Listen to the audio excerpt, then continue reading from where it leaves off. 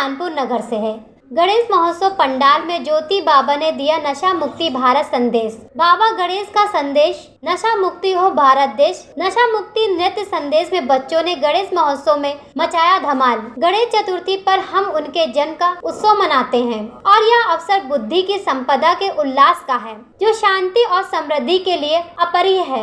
उपरोक्त बात नशा मुक्ति समाज आंदोलन अभियान कौशल के अंतर्गत सोसाइटी योग ज्योति इंडिया व नवयुग कमेटी कैंट कानपुर के संयुक्त तत्वाधान में गणेश महोत्सव पर नशा मुक्ति बाल नृत्य के समापन पर उपस्थित गणेश भक्तों को संबोधित करते हुए अंतर्राष्ट्रीय नशा मुक्ति अभियान के प्रमुख नशा मुक्ति समाज आंदोलन अभियान कौशल के national brand ambassador yoga guru ज्योति बाबा ने कही। ज्योति बाबा ने छात्र छात्राओं को संबोधित करते हुए कहा कि इसलिए भले ही आपके माता पिता नशा करते हो, लेकिन आपको खेलना कूदना पढ़ना शुद्ध पौष्टिक भोजन कराना या किसी भी कला में पारंगत होना इत्यादि खूब करें, लेकिन परिवार की खुशियों व राष्ट्र की उन्नति के लिए नशे को कभी हाथ भी न लगाएं।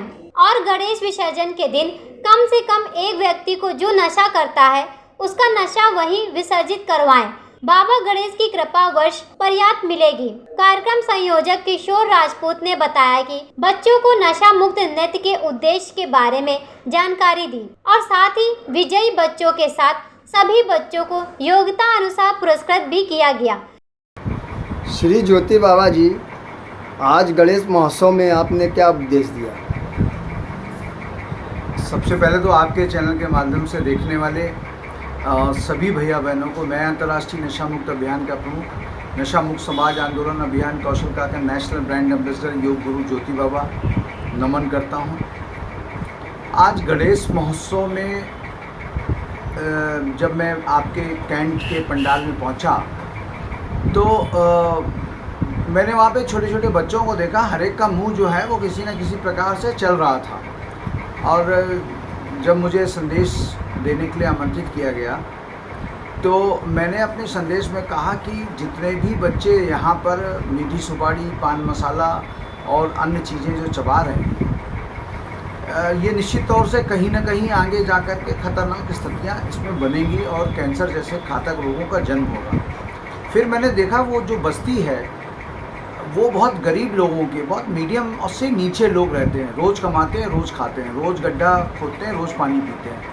उनके पास इतना पैसा नहीं है कि, और उनके घरों में 2-2, 3-3, 4-4 बच्चे भी हैं। तो प्रश्न ये खड़ा होता है कि अगर उनके यहाँ बीमारी आई तो इलाज कैसे होगा, कौन इलाज कराएगा? क्योंकि सरकारी अस्पतालों में तो मलेरिया की दवा भी मिलना आज की तारीख में मुश्किल है। तो मैंने उनको बोला कि अगर वास्तव में आप गणेश जी को मानते हैं, गणपति बप्पा मोरया करते हैं और गणेश जी को हम लोग 10 दिन तक लगातार पूजा अर्चना करते हैं, तो गणेश जी की पूजा अर्चना करने वाले प्रत्येक साधक, प्रत्येक भक्त को कम से कम एक कुरीति जिस दिन विसर्जन करने का दिन हो, नशे का विसर्जन जरूर करके आवें। वहाँ से जब वापस आवें तो एक कुरीति नशे का विसर्जन करके जरूर आवें, क्योंकि विसर्जन गणेश जी का नहीं करते। हम लोग कहते हैं क्या करने जा रहे हो, बोले गणेश जी का विसर्जन करने जा रहे हैं। गणेश जी का विसर्जन नहीं कर सकते आप, क्योंकि गणेश जी थे, हैं और रहेंगे। वो हर पल हमारे साथ रहते हैं। क्यों?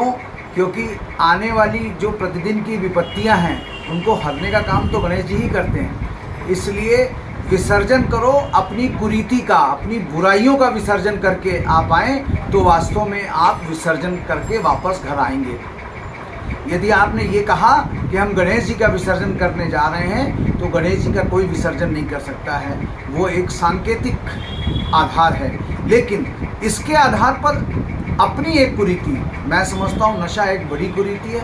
यदि आपने उस कुरीति को मिटा दिया, ये गणेश जी को समर्पित कर दिया कि प्रभु आज तक जो मैंने गलती करी वो करी, लेकिन आज के बाद अब मैं इस प्रकार की कोई गलती